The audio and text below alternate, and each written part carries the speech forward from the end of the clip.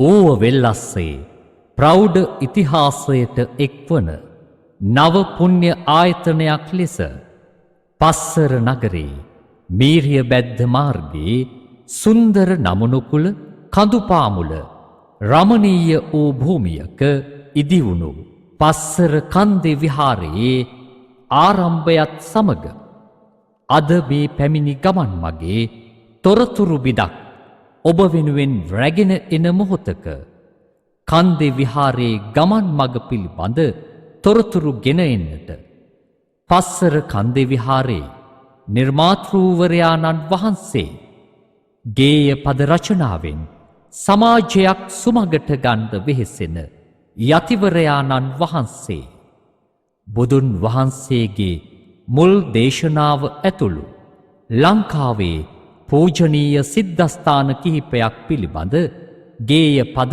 රචනා කළ මුහුණු පොත පරිසරය පිළිබඳ ගේය පද රචනා කළ රඹුකන සිද්ධාර්ථ ස්වාමීන් වහන්සේගේ අවවාද අනුශාසනා ලබන නවරත්න ගමගේ වැනි ප්‍රවීණයන්ගේ මිත්‍රශීලී ශක්තිය ඇතිව ආචාර්ය රෝහණ වීරසිංහයන් මංජුල ප්‍රනාන්දු වැනි ප්‍රවීණයන් තනු නිර්මාණය හා සංගීත නිර්මාණය කළ සුනිල් එදිරිසිංහ ටී.එම්. ජයරත්න එඩ්වඩ් ජයකොඩි චරිතා ප්‍රියදර්ශනී පීරිස් ශශිකා නිසංසලා ප්‍රශාන්ත එරන්දක අසංක ප්‍රියමන්ත පීරිස් වැනි ප්‍රධාන පෙළේ ගායක ගායිකාවන් ගායනයෙන් දායකෝ ගීත රැසක් නිර්මාණය කළ සවනක් රැස් කලාකවී ගරු සභාපති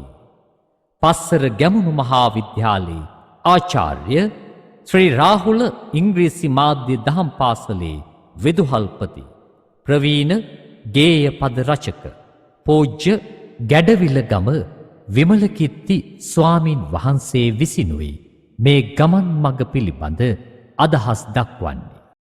ශ්‍රී ලාංකික ප්‍රෞಢ ස්වාභිමානවත් ඉතිහාසයට පලාතේ වදුර දිස්ත්‍රික්කයේ පස්සර ප්‍රාදේශීය ලේකම් කොට්ටාසය තුල දිවෙමින් පවතින නව ආගමික සිද්ධාස්ථානය පිළිබඳව නව නිර්මාණයක් පිළිබඳවයි මේ වෙලාවේදී අදහස් දක්වන්නට බලාපොරොත්තු වන්නේ.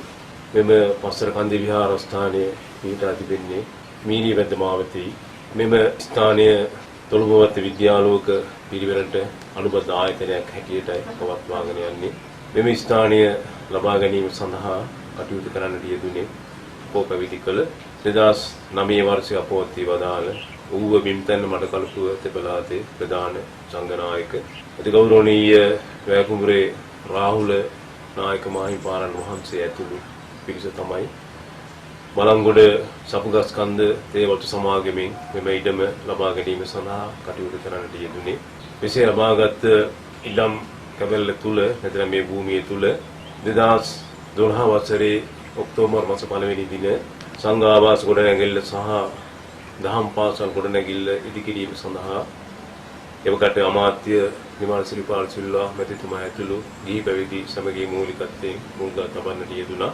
එසේ මුල්ගල් තබා ආරම්භ කරන්න යෙදුන මෙම ගොඩනැගිල්ලෙහි වැඩ කටයුතු ටිකෙන් ටික අවසන් වීගෙන යන අතරතුරදී මට සිතුවිල්ලක් පහළ වුණා. විශ්වයේ නැමැති නිවසේහි දොරගුළු විවර කරන්න පුළුවන් එකම යතුර තමයි ඉංග්‍රීසි භාෂාව නැත්නම් ඉංග්‍රීසි අධ්‍යාපනය. ඒ නිසා 2014 වර්ෂයේ පලාත තුල ප්‍රථම ඉංග්‍රීසි මාධ්‍ය දහම් පාසල හැටියට මෙම ස්ථානයේ දහම් පාසල ඉංග්‍රීසි මාධ්‍යයෙන් ආරම්භ කරන්නට යෙදුණා. මේ කටයුතු සඳහා මට පහසුවක් වුණේ ඇත්තටම 1994 වර්ෂයේ සිට මම 2022 වසර දක්වා වැනි දීර්ඝ කාලයක් බුදු පහස ලැබූ ඓතිහාසික මුතියංගන රාජමහා විහාරස්ථානයේ වැඩ විසීමයි. ඒ අනුව දැනට අස්ගිරි විහාර පාර්ශ්වයේ අනුනායක ධූරේ හොබවන අතිගෞරවනීය වේණුරුපාලි නායක මාහිමිපාණන් වහන්සේ මුතියංගන රාජමහා විහාරස්ථානයේ මාරකාර හාමුදුරන් වහන්සේ වශයෙන් 1994 වසරේ සිට වැඩ ඉන්න කාලයේදී මට එහි වැඩ වාසය කරන අවස්ථාව සැලසුණා. ඉතින් මේ කටයුතු කිරීමේදී ලොකු ශක්තියක් බවට පත් වුණා.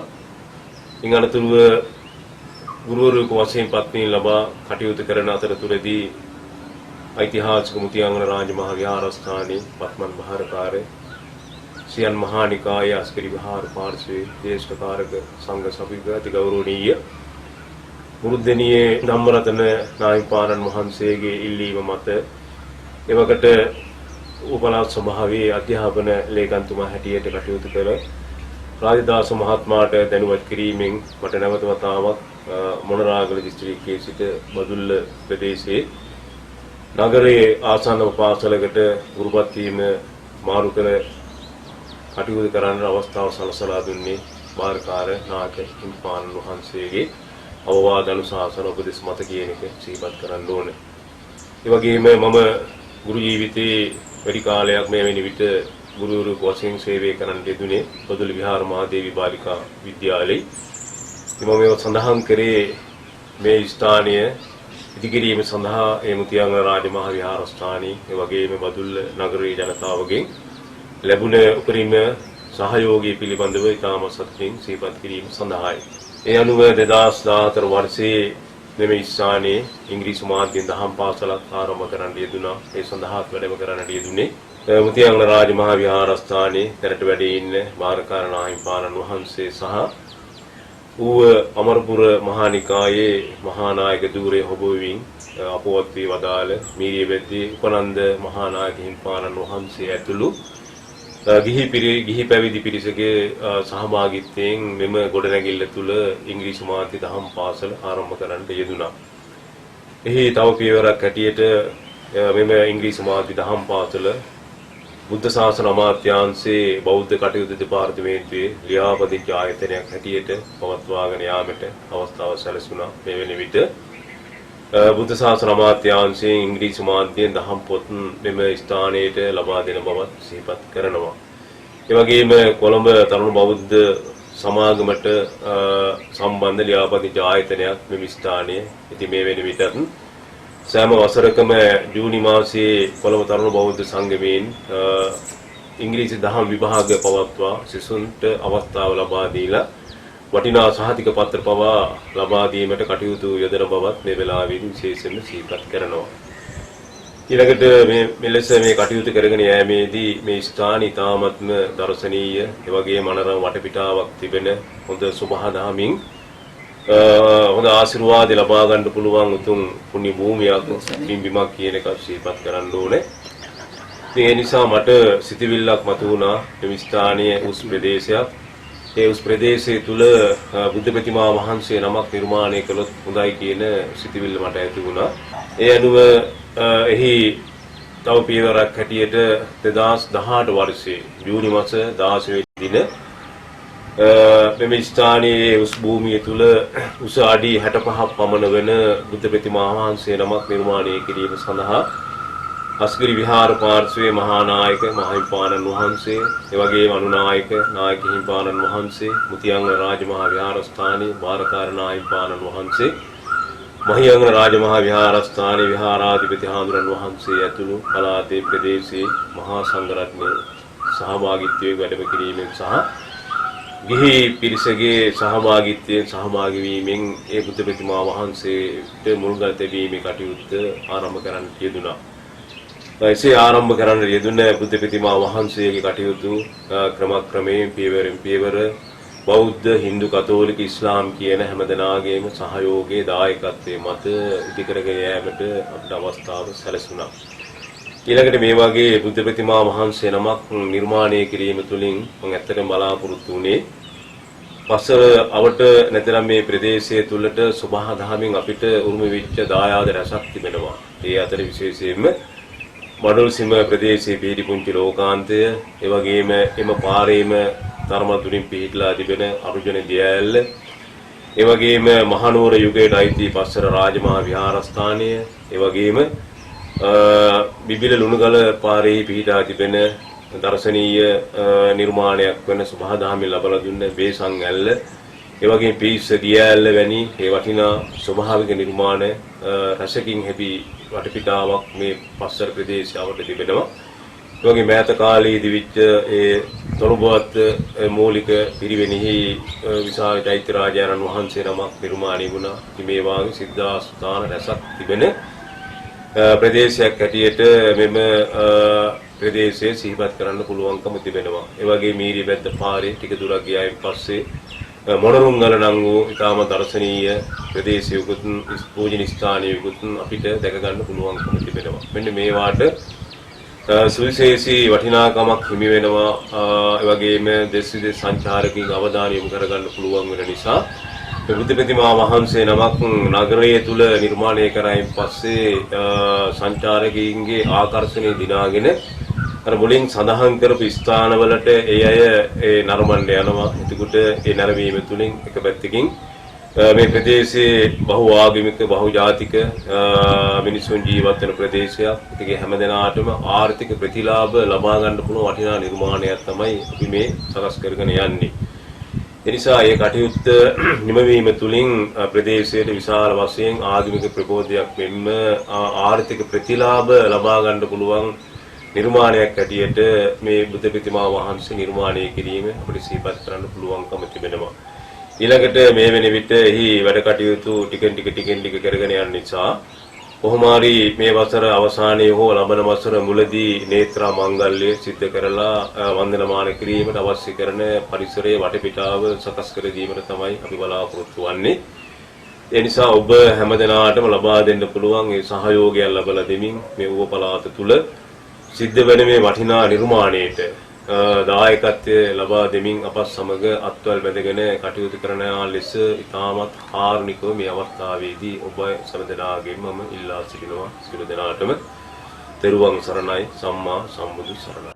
සමාධි බුද්ධ ප්‍රතිමා වහන්සේ ඉදිකිරීම වෙනුවෙන් කොළඹ ප්‍රදේශයේ දානපතීන් අතර පොලිස් විශේෂකාර්ය බලකායේ විශ්‍රාමික අනදෙන නිලධාරී ලතීෆ් මහතාගේ දැනුවත් කිරීම මත අල්ලස් හා දූෂණ කමිෂන් සභාවේ විශ්‍රාමලත් සභාපති කොළඹ රොස්මිත් පෙදෙසේ පදිංචි නොයල් විජේනායක මැතිතුමාගේ දායකත්වයද මේ වන විටත් දායකත්වයේ ලබා දෙන ලංකා රොසෙල් ආයතනයේ ප්‍රවර්ධන අධ්‍යක්ෂ තරණ තෝරදෙනිය මැතිතුමා ඇතුළු දිවයිනේ විවිධ පළාත්වල බෞද්ධ, හින්දු, ඉස්ලාම්, කතෝලික බැතිමතුන්ගේ දායකත්වයත් මධ්‍යම රජයේ දායකත්වයත් ඌව පළාත් සභාවේ සහ රාජ්‍ය පෞද්ගලික ආයතනවල හා නිලධාරීන්ගේ බැතිබර දායකත්වයත් මේ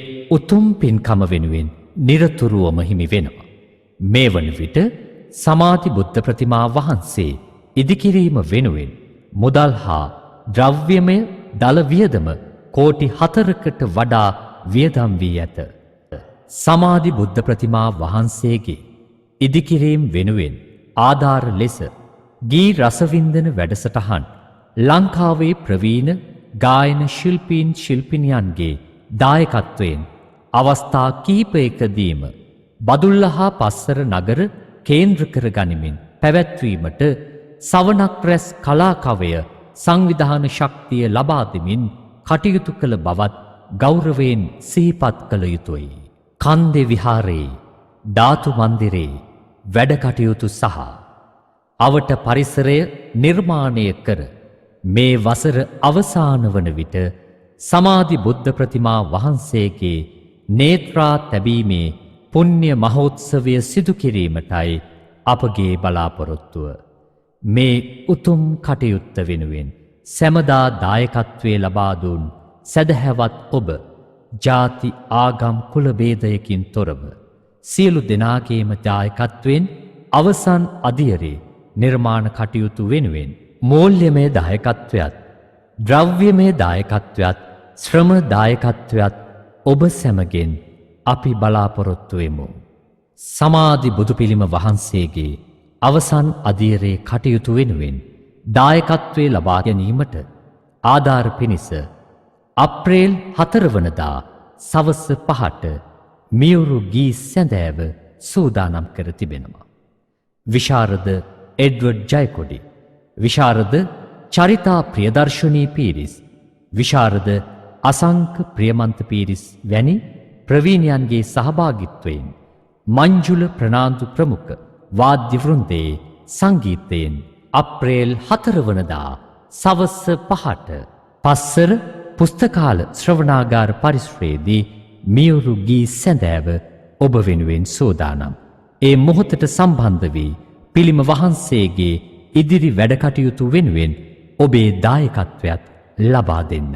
පස්සර පුරවරයට ආශිර්වාදයක් ගෙනෙන කන්දේ විහාරයේ සමාධි බුද්ධ ප්‍රතිමා වහන්සේගේ වැඩකටයුතු නිමාකොට අප සැමට සාදුකාර මධ්‍යයේ වැඳුම් පිදුම් කරන්නට ඊතා ඉක්මනින් මේ පින්බිම අප සැමට ඉඩ කඩ සලසාවි.